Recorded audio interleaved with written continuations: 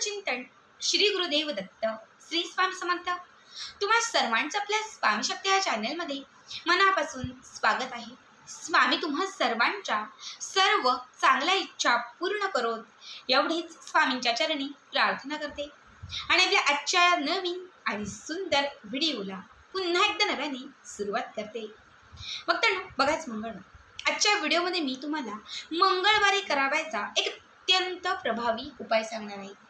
खरं तर मंगळवारचा दिवस हा माता लक्ष्मीसाठी समर्पित आहे, त्यामुळे या दिवशी आपण आपल्या घरामध्ये असणारं जे काही दारिद्र्य आहे ते दारिद्र्य संपवण्यासाठी, घरात आर्थिक प्राप्ती होण्यासाठी, घरामध्ये असणारी जी काही नकारात्मकता आहे ती नकारात्मकता संपवण्यासाठी आणि घरात अखंड लक्ष्मीची प्राप्ती होण्यासाठी जे काही उपाय कराल ते सगळेच उपाय अत्यंत प्रभावी असतात।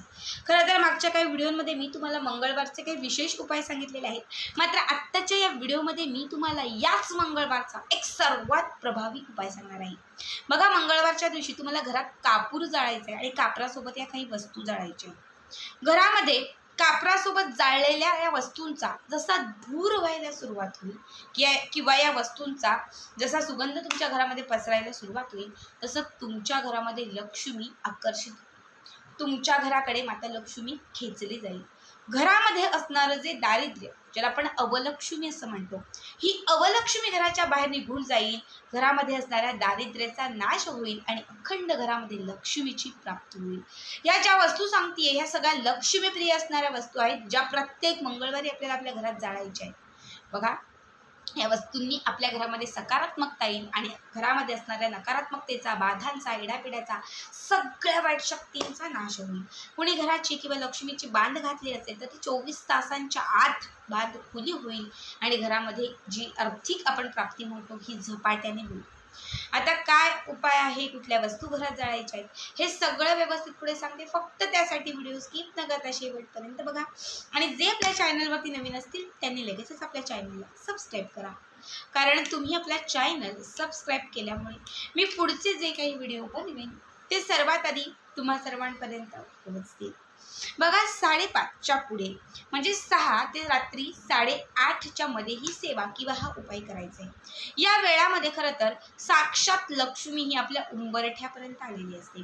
जर यावेळी आपण हा उपाय केला तर उंबरठ्यापर्यंत आलेली लक्ष्मी ही आपल्या घरात प्रवेश करते आणि जर या वेळात लक्ष्मीने घरात प्रवेश केला तर ती साक्षात रूपी तुमच्या घरामध्ये अखंड स्थिर होते।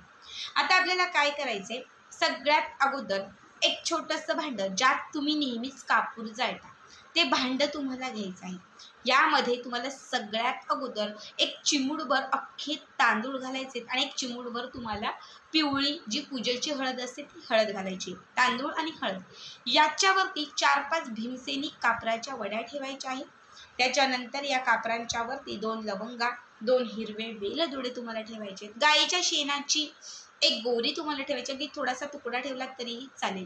याच्यामध्ये तुम्हाला एक चिमूटभर पांढरे तीळ घालायचे। हे सगळं साहित्य जे आहे हे तुम्हाला तुमच्या घराच्या उंबरठ्यावरती ठेवायचं आहे। ज्या भांड्यात तुम्ही सगळं घेतलेलं आहे ते सगळं घराच्या उंबरठ्यावरती तुम्हाला ठेवून द्यायचं आहे।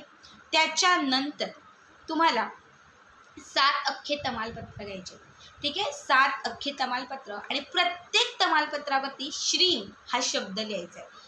श्रीम हा माता लक्ष्मीचा बीज मंत्र असतो, तर तमालपत्र जे आहे हे तमालपत्र धनाला आकर्षित करण्यासाठी, इच्छित मनोकामना पूर्ण होण्यासाठी, लॉ ऑफ अट्रॅक्शनच्या प्रत्येक उपायासाठी आणि घरामध्ये असणारं जे दारिद्र्य आहे ते दारिद्र्य नष्ट करण्यासाठी तमालपत्र किंवा तमालपत्राची रेमेडीज ही अत्यंत प्रभावी मानली जाते। 7ही तमालपत्रांवरती कुंकुवाने श्रीम, कुंकुवाने माता लक्ष्मीचा जो बीज मंत्र आहे श्रीम हा शब्द लिहायचा आहे। देवघराच्या समोर बसायचं आहे। पहिलं तमालपत्र घ्यायचं, माता लक्ष्मीवरून ते ओवाळायचं। माता लक्ष्मीवरून 7 वेळा ओवाळायचं। 7 वेळा ओवाळत असताना श्रीम श्रीम श्रीम श्रीम श्रीम हा मंत्र म्हणायचा, तमालपत्र बाजूला ठेवायचं। पुन्हा दुसरं तमालपत्र घ्यायचं, माता लक्ष्मीवरून ओवाळायचं, श्रीम श्रीम श्रीम श्रीम हा मंत्र म्हणायचा, पुन्हा बाजूला ठेवायचं। तिसरं तमालपत्र श्रीम श्रीम श्रीम हा मंत्र म्हणायचा, पुन्हा ते बाजूला ठेवायचं। चौथं तमालपत्र पुन्हा माता लक्ष्मीचा जो मंत्र सांगितलाय श्रीम श्रीम हा मंत्र म्हणायचा, पुन्हा बाजूला ठेवायचे। असे 7ही तमालपत्र जे आहे ते अभिमंत्रित करून घ्यायचे। 7ही तमालपत्र माता लक्ष्मीवरून ओवाळून अभिमंत्रित करून घ्यायचे। त्याच्यानंतर जे आपण घराच्या मुख्य प्रवेशद्वारावरती भांड्यामध्ये जे आपण सगळं काही ठेवलेलं आहे ते प्रज्वलित करायचं. ठीक आहे. कापूर पेटवायचा. कापूर पेटायला लागल्याबरोबर त्याच्यामध्ये घातलेले तीळ असतील, त्याच्यामध्ये घातलेले तांदूळ असतील, लवंग असतील, वेलदोड, हे सगळं तडतडायला लागेल. जसं हे पेटायला लागेल, जसं याचा धूर यायला लागेल, जसं यातून आग पडायला लागेल, तसं एक एक तमालपत्र त्याच्यात सोडायचं. प्रत्येक वेळी सोडत असताना श्रीम श्रीम श्रीम, पुन्हा दुसरं सोडायचं, श्रीम श्रीम हा मंत्र म्हणत राहायचा. 7ही तमालपत्र घराच्या उंबरठ्यावरती जाळायचे आहेत. लक्षात ठेवा, श्रीम श्रीम या मंत्राचा जप करत 7ही तमालपत्र तिथे जाळायचे आहेत. घरामध्ये फिरवायचं नाही, कुठे पसरवायचं नाही, फक्त प्रवेशद्वाराजवळ. असं म्हटलं जातं की 6च्या पुढे ते 7:30 8:30च्या मध्ये साक्षात माता लक्ष्मी ही उंबरठ्यापर्यंत आलेली असते आणि आपण केलेल्या उपायांनी आणि सेवांनी ती आपल्या घरात प्रवेश करत असते. बऱ्याच वेळा असं होतं की घरात या टायमात वादविवाद केले जातात, बऱ्याचशा नकारात्मक गोष्टी केल्या जातात, ज्यामुळे उंबरठ्यापर्यंत आलेली लक्ष्मी माघारी निघून जाते.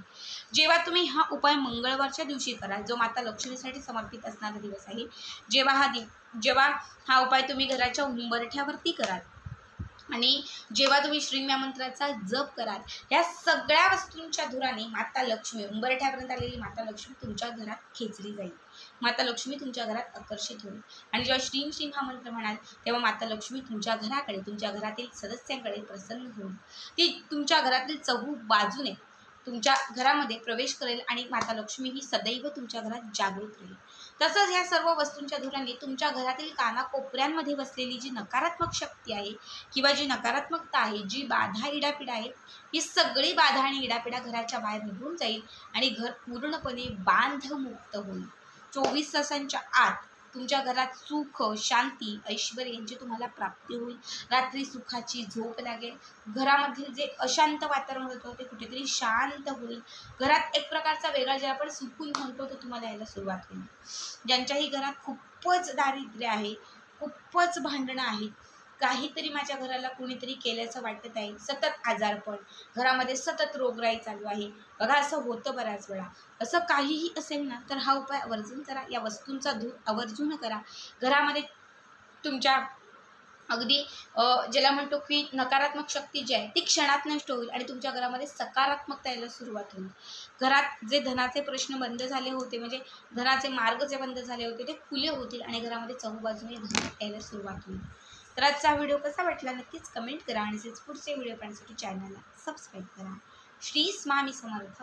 जय जय स्वामी समर्थ.